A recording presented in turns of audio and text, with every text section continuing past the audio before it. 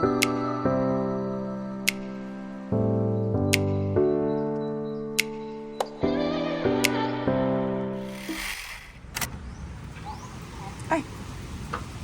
hello?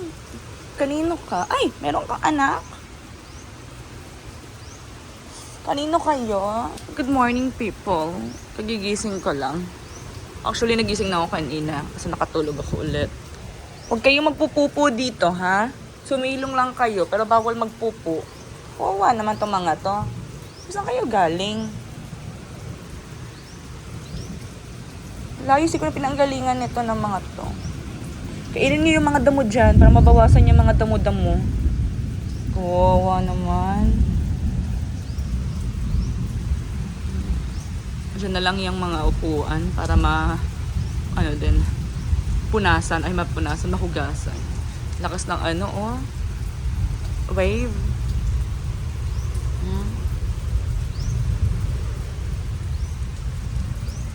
Open na itong door. Ito yung sinampay ko kahapon, no? Pinasok ko kasi.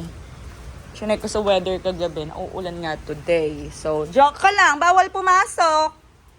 Stay there. Psst. Hey! Diyan ka lang. Ay! Hindi ka pwede dito. Sarado ko na lang to. At mukhang matigas ang ulo mo. Kapag lamahin mo pa ako mamaya pag nagpupo ka dito. Ito yung mga basura sa Shopee.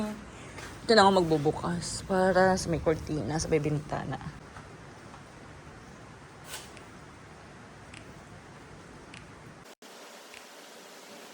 You know just what you do to me. Like my emotions like a trail of purpose. Did it ever occur to you my heart's made out of two? Please go easy on me, babe. Send message after message, forward my call. Next day you hit me back like nothing happened. What about all the things you used to say to me? This ain't the way it's supposed to be.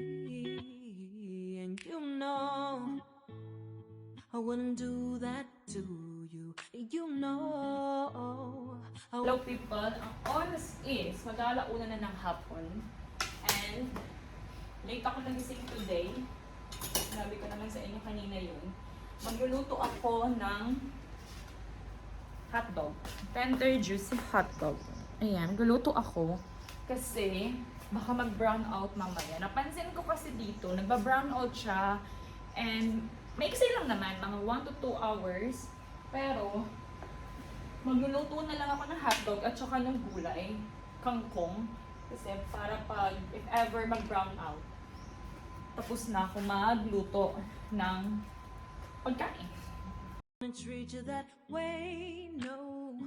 I've been running, can't catch up. Oh love, what I won't do. Oh, you got me chasing waterfall. Oh, you got me chasing waterfall. All of the times I've been there, times I came through, I'd meet you anywhere if it brought me closer to you. Distance is killing me, you make it so hard. Won't you let me love you, babe? Used to be optimistic. Yan na yung itsura nung kangkong.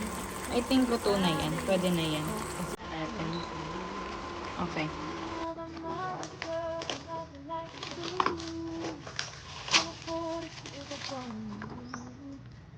And you know I wouldn't do that to you. You know I wouldn't treat you that way.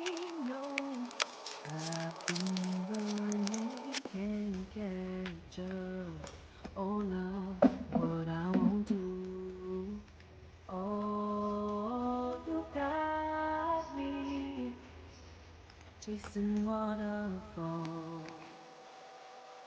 Oh, you got me chasing waterfall.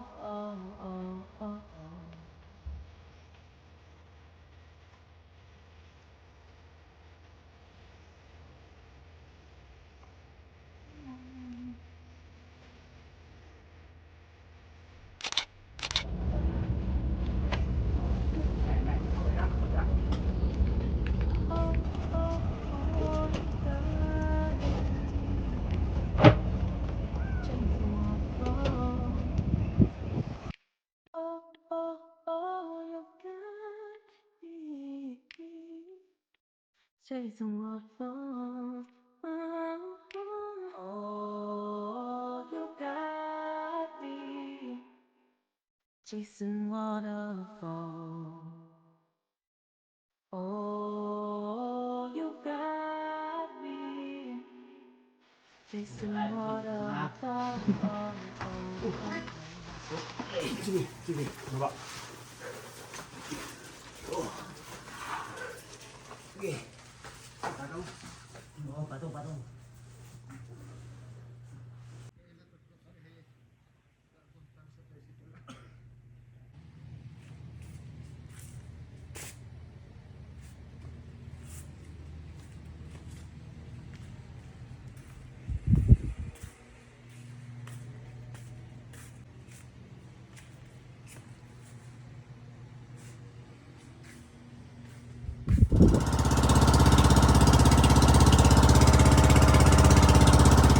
Uuwi na ako ng Manila. Today is November 1st of 2024.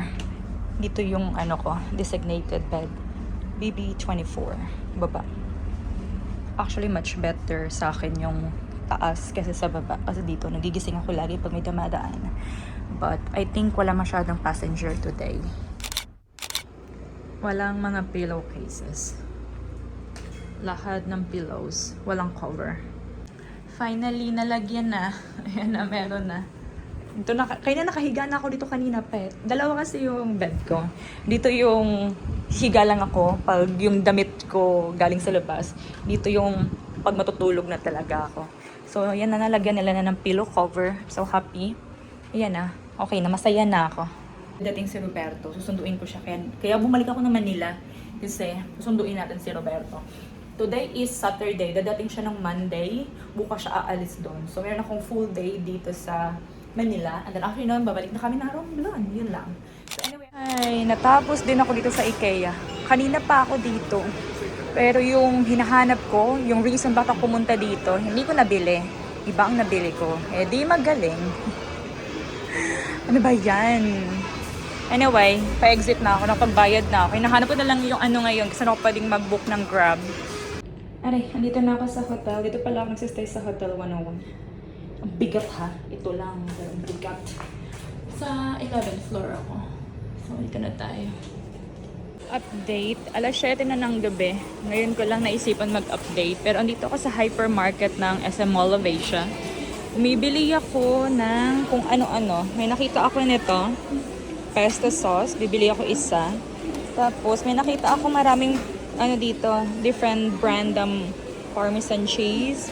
Ang kinuha ko na lang muna is yung maliliit para pag hindi siya okay, hindi siya masyadong sayang, di ba? So, puro ano to, American brand lang. Hinahanap ko sana, Italian brand. Tulad nito, Italian brand. Pero wala wala ako nakitang Parmesan na Italian brand. Puro American lang yung nandito. Ayan no. So, yun lang ang ganap ko ngayon. Christmas na sa Philippines. Ayan. Okay. I think babalik na ako sa hotel kasi wala na akong gagawin dito except maghanap ng milk tea shop. 8:52 na ng gabi. Andito ako sa Chowking. Nag-order ako ng dinner para hindi na ako mag-order mamaya pag nandun na ako sa hotel. Actually, hindi pa ako gutom kasi I think kailangan kong kumain kasi mamaya magugutom ako. Tapos minessage ko si Ami, sabi ko sa kanya, naalala ko siya kasi huling kain ko ng chow fan, ito, Chowking chow fan is college pa kami. Siya yung huli kong kasama. So, wala lang. Minessage ko lang siya. Dito pala ako sa harapan. Ay, ba't ang labo? Yan. So, dyan din ako magbubook ng Grab mamaya. Tomorrow, dito na si Roberto. So, siya yung kasama ko maggala-gala dito bukas. Ngayon, solo flight muna tayo. So, ito yung mga nabili ko. Kalat ko, di ba? So, kain tayo, everyone. Kain! Okay, aalis na ako kasi malapit na dumating yung Grab ko. Dito ako nagpasundo. Diyan. So, punta na tayo. Kasi malapit na si Kuya. In 1 minute, andyan na siya. Good evening. Kararating lang namin dito sa hotel. Andito kami sa trip. I don't know kung tama ba yung pagkakasabi ko. Basta pa siyang tip. TYRP ang pangalan. Dito yan sa malapit sa Mall of Asia. Konting tumbling lang, Mall of Asia na. Kanina hindi na ako nag-vlog, pero sinundo ko si Roberto sa airport kasi hindi kami sabay dumating ng Philippines. Nauna ako ng I think 8 days ata o 10 days, basta something ganun. And tomorrow is aalis na kami. Pupunta kami ng Romblon kasi nga 'di ba ang chika ko. Last time, may binili kami property doon. So, doon kami uuwi. Yung pala yung view. 5:38 na. So, yun lang. Chinika ko lang. Ayan. After nito, hinihintay ko lang yung mga gamit namin kasi andun pa sa baba. Hindi pa naakyat. Tapos si Roberto andun sa toilet. After, pupunta kami ng Mall of Asia kasi gusto niya magpa-foot spa. Nahawa na siya sa akin kaka-foot spa tsaka kaka-pedicure. So, ayun yung ganap namin. After nun, magdi-dinner. And then after dinner, matutulog na kasi ang aga ng flight namin tomorrow. Actually, hindi dapat siya maaga. Pero, si Air Swift, lalapag ko kayo dyan. Si Air Swift is yung flight namin na redirect to Clark International Airport. Dapat talaga sa NAIA Terminal 4. Pero hindi siya natuloy kasi kinancel nila. So, nilipat kami sa Clark International Airport. So, yung Air Swift naman, nag-organize naman sila ng shuttle bus from Terminal 4 to Clark International Airport and aalis daw yung shuttle service ng exactly 4 a.m. So that means kailangan namin umalis dito ng mga 3 a.m. siguro. Kasi mag-grab pa kami from the hotel to doon sa Terminal 4. So I think mga alas 3 kami aalis dito. So medyo maaga siya. So tonight, kailangan namin maaga matulog kasi bukas maaga ang kami gigising. Pero yung arrangement nila na yun, papunta lang, pauwi, wala. Hindi dito sila nag-arrange. Ang sinasabi lang nila is parang magbibigay daw sila ng 1,000 pesos each passenger. Tapos, kayo nang bahala paano makakabalik ng Manila. Pero, yun, Clark pa rin. So, let's see kung anong gagawin ko nun kasi wala pa akong plano kung anong gagawin ko nun. Pero tsaka ako napaproblemahin yun pag malapit na.